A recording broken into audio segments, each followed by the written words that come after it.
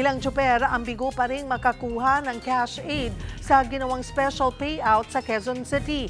Para sa detalye, magbabalita si Mobile Journal, Ivan Tarinque. Ivan. Pero kahit nga mainit ang panahon, nagtiis sa pila ang mga public utility jeepney drivers sa pag-asa makakuha ng 5,000 pesong cash aid mula sa DSWD dito sa Quezon Memorial Circle. Ngayong araw, isinagawa ang special payout para sa mga hindi nakasama sa unang bugso ng pamimigay ng ayuda. Karamihan sa mga nakapila, mga driver na wala sa naunang listahan at hindi pa nakakuha ng kanilang ayuda noon.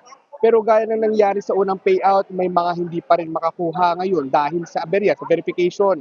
Kabilang dito ang may mga mali sa spelling ng pangalan o kaya mali ang detalye ng kapanganakan sa kanilang mga ID.